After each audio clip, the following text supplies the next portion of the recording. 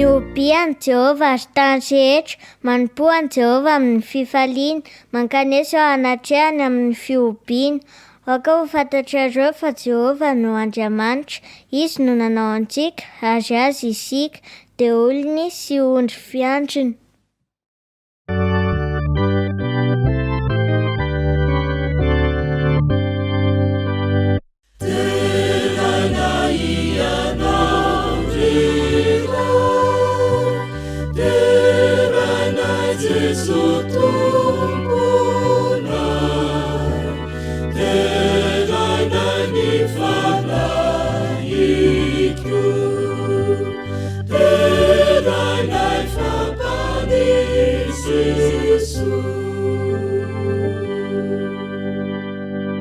Iaraka hivavaka isika. Ry Andriamanitra reny amin'ny masina sy tsara indrindra izay any an-danitro, mbola velom-pisaoranao ny fonay tsiraray avy amin'izao sabatanao masina izao, noho ny fitahiana manokana izay natolotra ao anay. Ary mangataka manokana ny fanatrehanao izahay amin'izao sabata masinao izao. Ampio izahay mba ho mpiaino mpankatoa fa tsy ho mpiaino mpanadino. Dia voninahitra dia ho anao irery ihany amin'ny anaran'i Jesosy. Amen.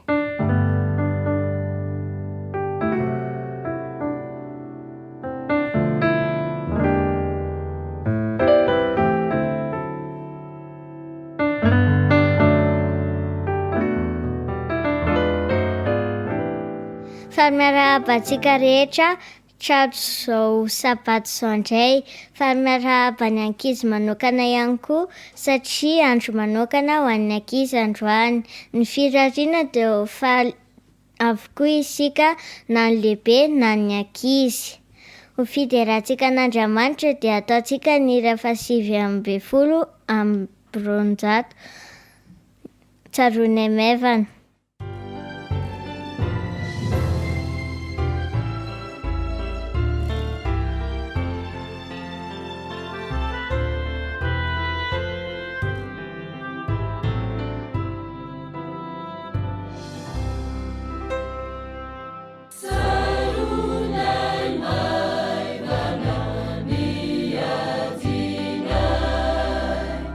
Ni asa solana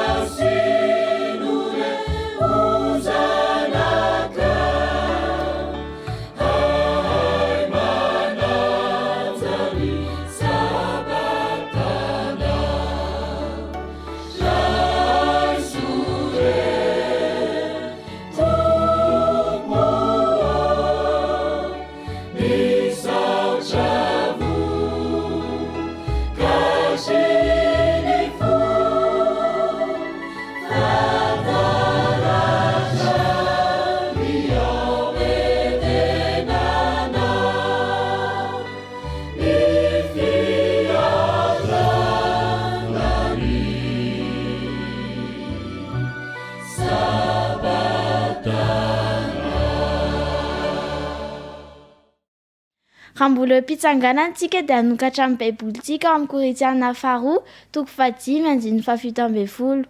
Korinthiana faharoa toko 5:17. Amin'ny anaran'i Jesosy. Koa raha misy olo amin'ny Kristy dia olom-bavao izy, efa lasa ny zavatra taloha, indreo efa tonga vaovao ireo. Amen.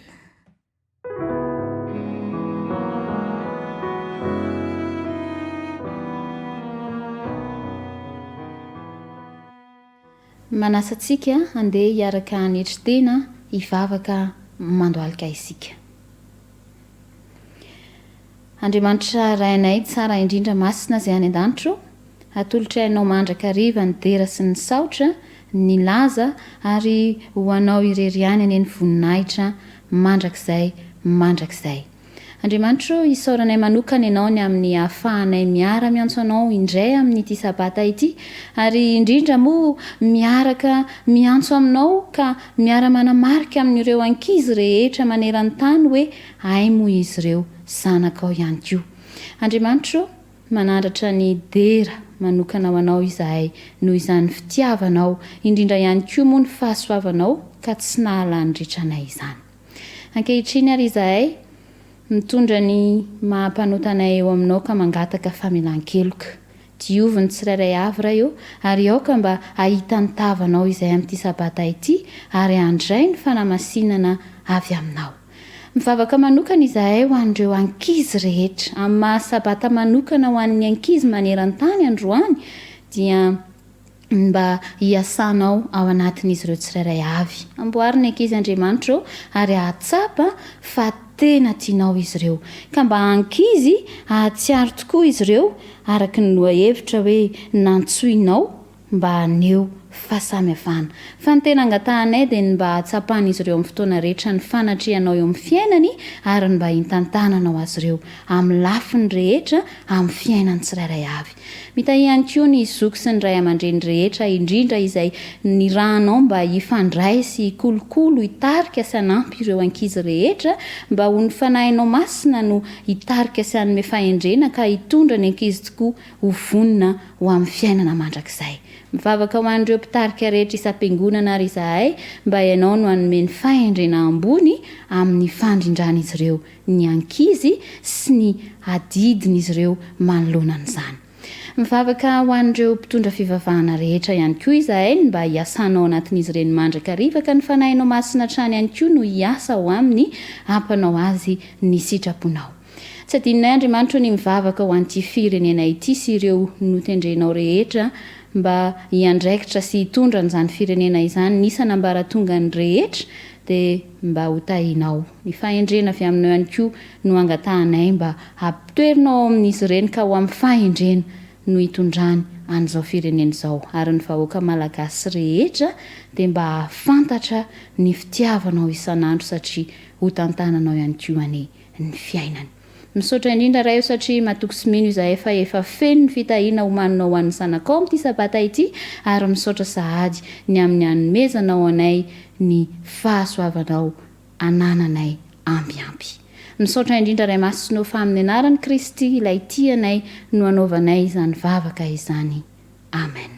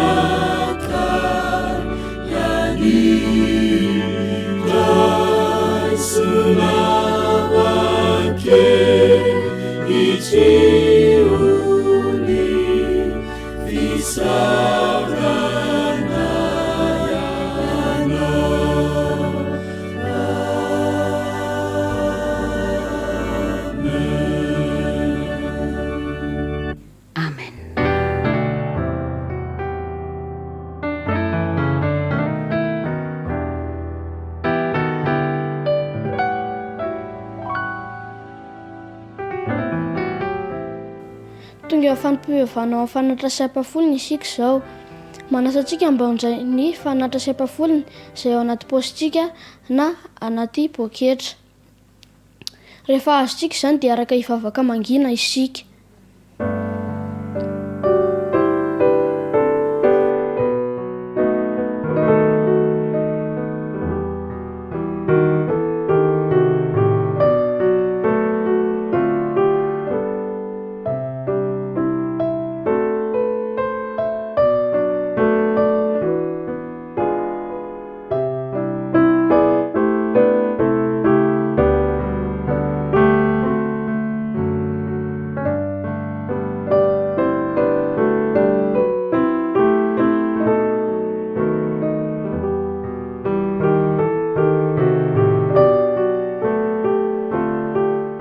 Androany sika dia resaka momba ny fanaovana lohalarana an'Andriamanitra. Antsoina isika mba hanampy ny olona hazo izay lazain'ny Baiboly ka ahitan'izy ireny fahafahana, fanasitranana ary fanantenana ao amin'i Jesosy. Rehefa mahatoky amin'ny famerenana ny ampahafolony sy fanatitra isika dia manampy amin'ny fitondrana ny afatry ny anjely telo maneran-tany manontolo araky ny baikon'Andriamanitra dia ny fanaovana an'Andriamanitra ho lohalaharana amin'ny alalan'ny fanohanana ara-bola. Ny asany dia tena iankinanaina. Ankoatr'izany anefa dia tokony hampiasa ny fotoanantsika sy ny herintsika ho an'ireo manodidina isika koa isika, manome azy ireo haingam-panahy hikatsaka ny hahalalany bebe kokoa ny fitiavan'Andriamanitra. Hiaraka hivavaka ho an'ny fanatitra isika. Ray malala izay any an-danitra mideranao izay amin'ity maraina ity amin'ny fanoloranay ny ampahafolony sy ny fanatitra. Mangataka herim-po avy aminao izahay mba hanao ny lahara-pahamehana eo amin'ny fiainanay. Amin'ny anaran'i Jesosy, amen.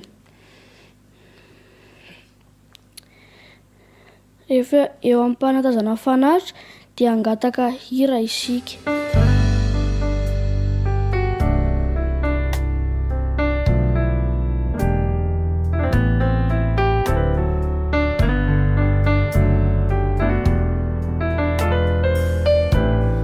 Fanangona antsika ny fanatitra dia ataontsika ny hira fafito sy roanjato ho ny fanatitra etinay.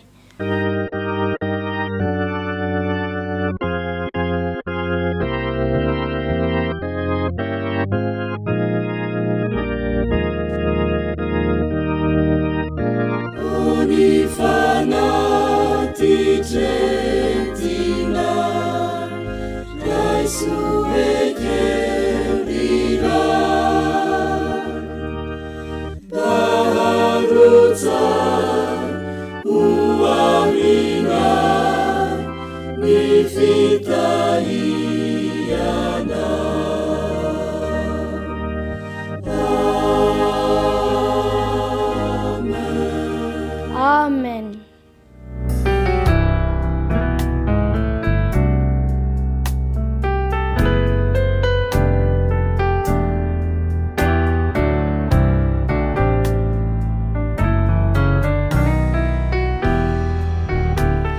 Alohan'ny hidiratsika amin'ny toriteny dia handeha ataontsika ny rahoramamy.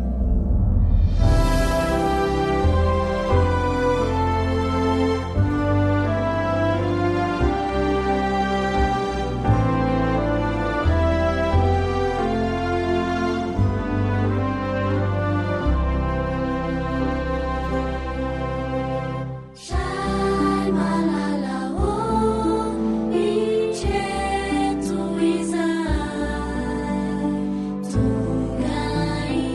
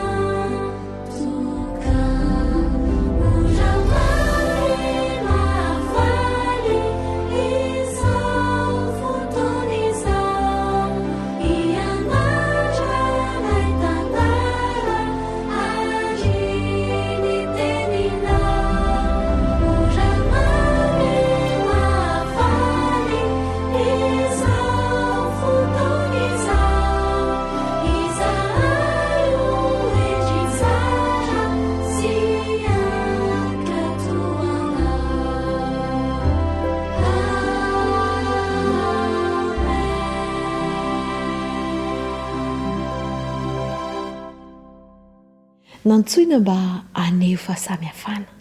Izay ny lohateny lehibe izay nomena nyity fandaharana rehetra mandritra nyity andro manokana ho an'ny ankizy maneran-tany ity. Ny andro ho an'ny ankizy maneran-tany dia indray mandeha isa-taona, fa ny sabata ny fiangonan'ny ankizy kosa dia isaky ny sabata 5 fiangonan'ny ankizy ny filazana iny. Amin'ity anio ity ary dia andro maneran-tany ho an'ny ankizy dia izay ny lohahevitra izay nomena antsika. Andeha isika ary hiary vavaka. Andriamanitro, misaotra anao indrindra izahay noho izao fotoana manokana izao. Misaotra fa nomenao sabata manokana ny ankizy maneran-tany mba handraisan'izy ireo afatra, handraisan'izy ireo fitahiana manokana avy aminao. Mitenena aminay ary aoka hiasa amin'ny alalako ianao Jehova. Dia mitenena aminay fa mihaino anao izahay mpanomponao. Amin'ny anaran'i Jesosy. Amen. Nantsoina mba aneho fahasamihafana. Dia averiko sy anteriko indray ary aloha fiarabany. Manahoana daholo indray isika rakizy, ny lehibe, ny tanora ihany koa. Tonga soa ary amin'izao sabata manokana ho an'ny ankizy izao. Ny fanirianay dia mba handray fitahiana ianareo mandritra ny fotoana izay izaran'ireo zanantsika ny talentany, ny fanomezam-pahasoavana ananany ary ny fahavononany amin'ity fandaharam-potoana manokana izay nomenantsika androany ity. Ny andininy fototra ho antsika kosa dia ao amin'ny Koritianina 2:5 andininy 7:10 izay novakian'ireo namantsika teo aloha. Koritianina 2:5 dia ny andininy 7:10 andeha hovakiantsika indray. Koa amin'izany, raha misy olona ao amin'ny Kristy dia olom-baovao izy. Efa lasa ny zavatra taloha, indro efa tonga vaovao ireo. Tsy fanandramana toy ny mahazatra tsy akory ny fiarahana amin'Andriamanitra. Tena misy fahasamihafana lehibe mihitsy izany hoe manolotra ny fiainana ho an'Andriamanitra izany. Anio isika dia hita fa fomba maro samihafa no ampiasain'i Jesosy rehefa miantso antsika hiavaka amin'ny hafa izy. Jesosy mihitsy ange no miantso antsika hiavaka amin'ny hafa. Ampatsiahivina antsika koa fa fanandramana mahavariana izany. Manova antsika ny fiainantsika ny fahafantarana an Jesosy. Rehefa manaiky an'i Kristy isika dia tsy ilay isika teo aloha intsony fa miova olom-baovao. Andeha ary isika aloha anaraka tantaran-tsehatra mitondra ny lohateny hoe hafa mihitsy ankehitriny. Izay hoentin'ireo zanakitsika, hoentin'ireo namantsika anehoany amintsika izany hoe hafa mihitsy izany. Ndao ary.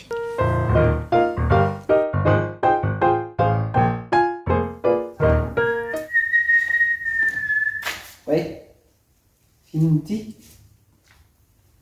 Ohatra, magnino ny tokoa ty? Rino izany soratra aminazy? Aoka anio fahasamihafana?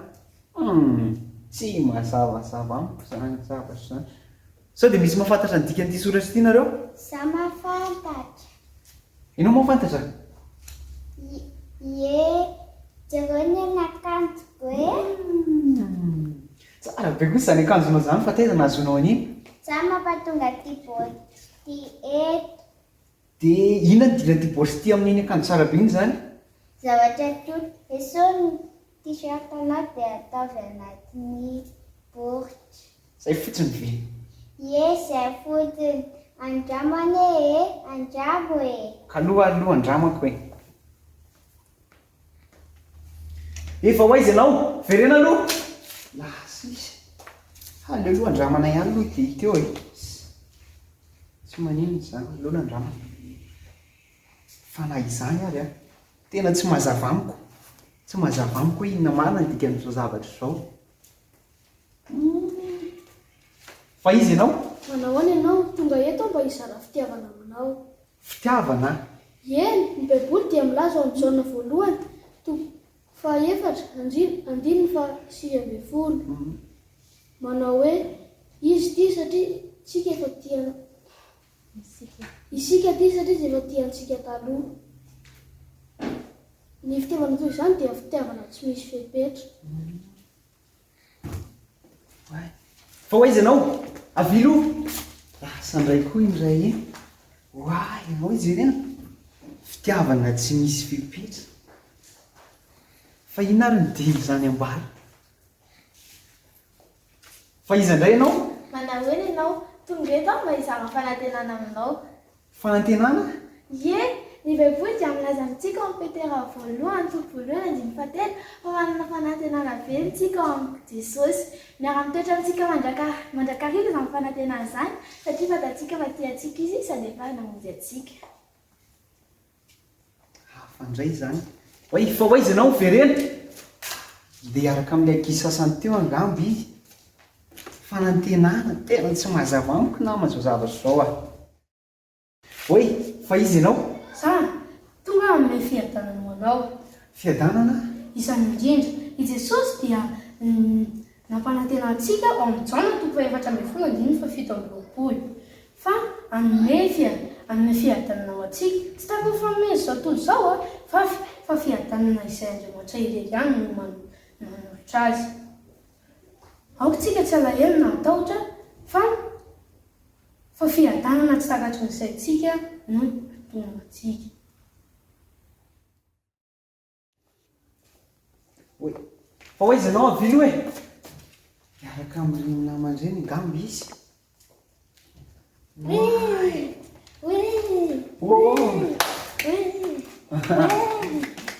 Oka aloha, fa magnino tsika mifalifaly e? Satria tonga eto mba hizara fifaliana ho anao. Ny baiboly ao amin'ny Salamo 4:7 dia milaza hoe mifaliana Jehova ny ravoravo ary mibiana ireo mahitsy fo rehetra. Aoka zany sika amin'ny fifaliana satria mahafantatra an'Andriamanitra. Oy, hoaiza ianao avy? Manomboka tiako zany zavatra zany a. Fifaliana, fiadanana. Tena mahafinaritra ty. Way, ary tô feno zavatra be dia be anaty ny boatinao zany a. Ie, tena zavatra mahafinaritra sady miavaka izy ty a. Sa ahoana ho izy ianao? Fa iza aloha ianao e? Izandray a, tonga eto mba hanampy zavatra hafa noho ireo efa anaty boaty ireo sady tena manan-danja le izy a. Tonga eto hanome fahamarinana. Fahamarinana? Ie, Jesosy nilaza tao anaty baiboly ao amin'ny Jaona toko 8:1-3 sy ny 2:3 manao hoe izay maharitra ny tenin'Andriamanitra dia hafantatra ny marina ary ny marina hafaka antsika.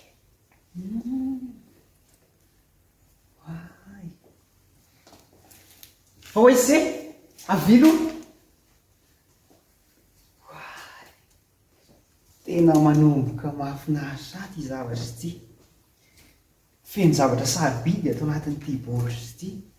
Ananako ny fiadanana, fifaliana, fitiavana, fanantenana. Oy, fa izy ianao? Afaka nampy anao ahita amin'ny valiny izany a? Fa izy aloha ianao e?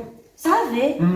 Tonga eto hitondra ireo valiny fanontanianao izay napetraka ao sady hanolotra zavatra ho anao. Inona ty? Jesosy? Ie, Jesosy. Izy ilay nanome antsika fiadanana, fitiavana, fifaliana ary fahamarinana sy fanantenana. Nambara amintsika ao amin'ny Galatiana toko 4:9-20 manao hoe fa na iza na iza ao amin'ny Kristy dia olom-baovao izy. Efa lasa ny zavatra taloha, indreo efa vaovao ireo. Dia hitondra zao-baovao zany ianao? Eny, hafa mihitsy. Aoka ianao amin'izay no hijery azy. Oy, fa hoaiza ianao? Avilo ny miara mijery? Asa indray izy. Fa inona zany no ataoko mbola tsy azoko? Anampina an'ireto zavatra atao anaty baoritra reto zany Jesosy. Aloha andramana. Wow! Zavatra hafa kely. Ay e. Wow! Tena tsara izy ty. Leo aloha andramako mihitsy e. Leo andramako mihitsy. Tena tsara ty. ay zaho azao matsapa miavaka satria efa nandray an' Jesosy. Avy daholo eny nareo e, avy aingana aia ay za zao a manana fitiavana, manana fifaliana, manana fanantenana, manana fahamarinana ihany koa satria Jesosy no atao anatiko ary vonina ihany koa izy a ny anome fifaliana antsika. Te handray an'izany ve ianao? Ty ary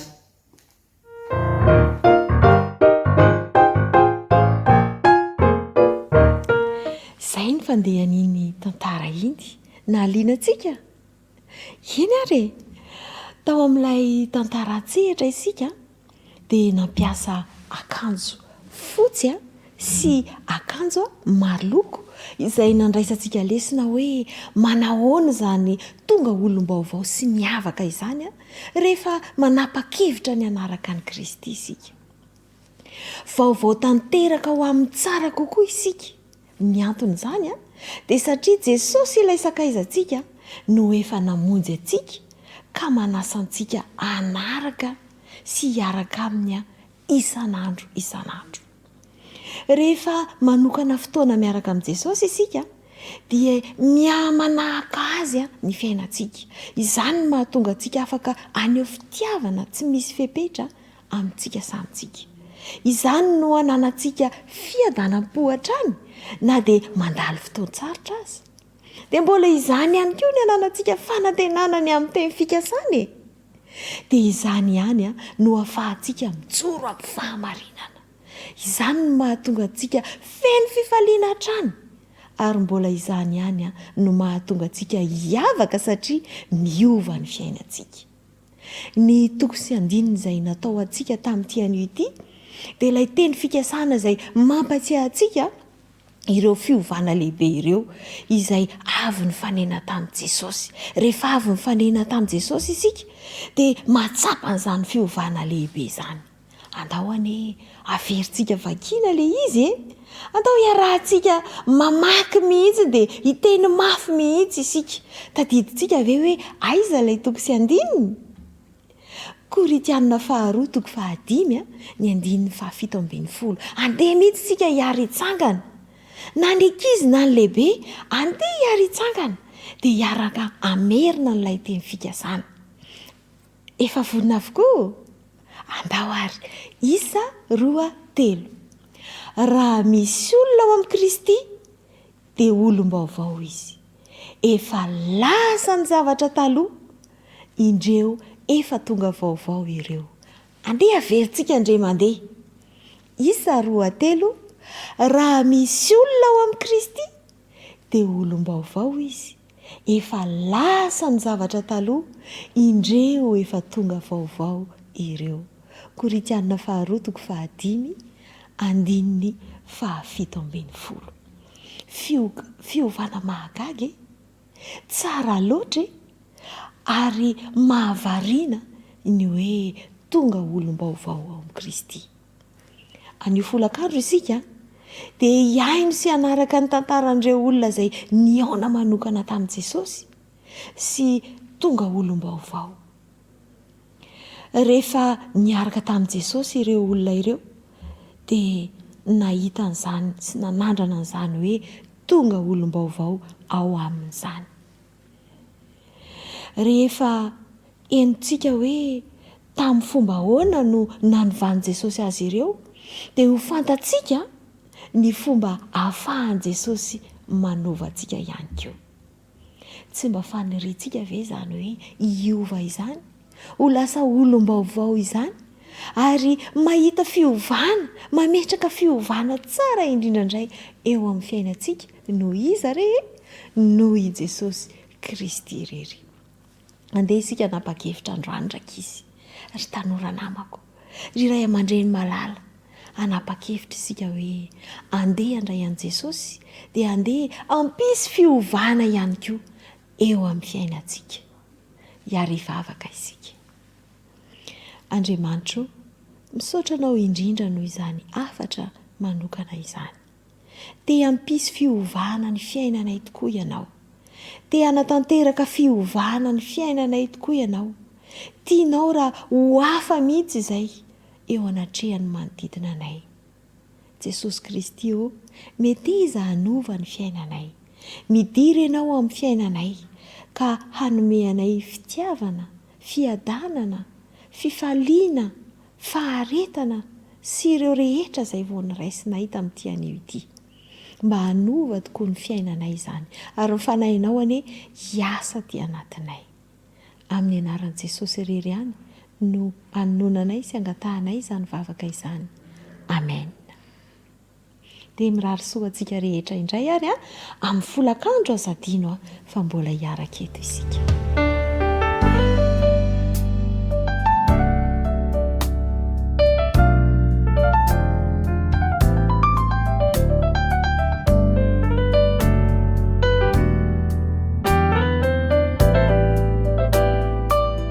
Famaranantsika amin'ny fotoana dia andeha ataontsika ny rafa 420 sy 700 ny fiainalanitra ambony.